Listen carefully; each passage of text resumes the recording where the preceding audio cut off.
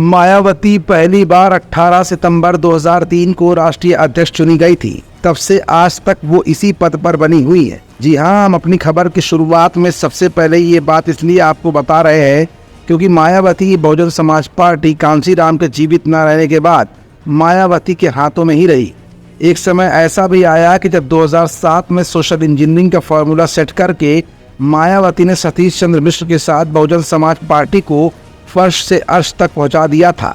मायावती ने न सिर्फ राधा भैया जैसे नेताओं को पानी पिला दिया बल्कि राजनीति में बोल्ड और एक्शन में माहिर नेताओं के रूप में अपने आप को स्थापित भी किया था।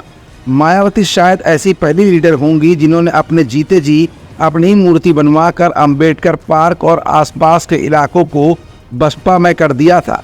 बहुजन हिताय बहुजन सुखाय का नारा देने वाली मायावती पिछले कई वर्षों से जनता के बीच में कम सक्रिय दिखाई दे रही थी और मीडिया में भी कमोबेश उनका यही हाल बना हुआ था। लेकिन लोकसभा चुनाव 2024 से पहले मायावती ने पार्टी को मजबूती देने के लिए अपने ही भतीजे आकाश आनंद को जहां एक तरफ नेशनल कोऑर्डिनेटर नियुक्त किया तो वहीं दूसरी तरफ आकाश आनंद को उन्होंने पार्टी का उत्तराधिकारी भी घोषित कर दिया था। उधर लोकसभा चुनाव 2024 का माहौल चल रहा था, चुनावी सभाओं का दौर चल रहा था, लेकिन अचानक सीतापुर में आकाश आनंद ने कुछ ऐसा कहा जिसने मायावती को हैरान और परेशान करके रख दिया था। आखिरकार मायावती ने आकाश आनंद को पार्टी के तमाम बड़े पदों से विरक्त भी कर दिया, वो भी ये कहकर कि आकाश आनंद अपरिपक्व हैं। लेकिन दलित राजनीति को बढ़ावा देने वाले नगीना के सांसद चंद्रशेखर आज़ाद उर्फ रामल को जवाब देने के लिए मायावती ने आकाश आनंद को दोबारा से पावर दी। लेकिन आकाश आनंद के अंदर माया को अभी भी उतना कॉन्फिडेंस नजर नहीं आ रहा है। शायद यही वजह है कि मायावती ने भले ही आकाश आनंद को पार्टी का उत्तराधिकारी घोषित कर दिया हो, नेशनल कोऑर्डिनेटर बना दिया हो, लेकिन राष्ट्रीय अध्यक्ष के पद की कमान अपने हाथों में ही रखी है।